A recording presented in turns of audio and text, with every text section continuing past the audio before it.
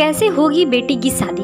एक गरीब ब्राह्मण था, उसको अपनी कन्या का विवाह करना था। उसने विचार किया कि कथा करने से कुछ पैसा आ जाएगा तो काम चल जाएगा। ऐसा विचार करके उसने भगवान राम के एक मंदिर में बैठकर कथा आरंभ कर दी। उसका भाव यह था कि कोई श्रोता आए चाहे न आए, पर भगवान तो मेरी कथा सुनेंगे। पंडित जी की कथा में थोड़े से श्रोता आने लगे।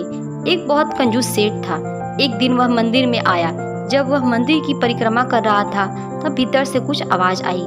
ऐसा लगा कि दो व्यक्ति आपस में बात कर रहे हैं। सेठ ने कान लगाकर सुना। भगवान राम हनुमान जी से कह रहे थे कि इस गरीब ब्राह्मण के लिए 100 रुपए का प्रबंध कर देना, जिससे कन्यादान ठीक हो जाएगा। हनुमान जी ने कहा, ठीक है महाराज, इसके लिए 100 रुपए पैदा हो जाएंगे। सेठ ने यह सुना तो वह कथा समाप्ति के बाद पंडित जी से मिले और उनसे कहा कि महाराज, कथा में रुपए पैदा हो रहे हैं कि नहीं। पंडित जी बोले, श्रोता बहुत कम आते हैं तो रुपए कैसे पैदा हों। सेठ ने कहा कि मेरी एक शर्त है, कथा में जितना पैसा आए वह मेरे को दे देना और मैं आपको 50 रुपए दे दूंगा। पंडित जी ने सोचा कि उसके पास कौन से इतने पैसे आते हैं, 50 रुपए तो मिलेंगे। पंडित जी ने सेठ की बात मान ली। उन दिनों 50 रुपए बहुत सा धन होता था। इधर सेठ की नियत थी कि भगवान की आज्ञा का पालन करने हेतु हनुमान जी 100 रुपए पंडित जी को जरूर देंगे।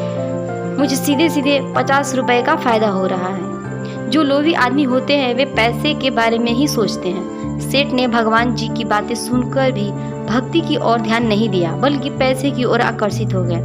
अब सेठ जी कथा के उपरांत पंडित जी के पास गए और उनसे कहने लगे कि कितना रुपया आया है। सेठ के मन विचार था कि हनुमान जी 100 रुपए तो भेंट में जरूर दिलवाएंगे, मगर पंडित जी ने कहा कि 5-7 रुपए ही आए हैं। अब सेठ को हनुमान जी पर बहुत ही गुस्सा आ रहा था कि उन्होंने पंडित जी को 100 रुपए नहीं दिए।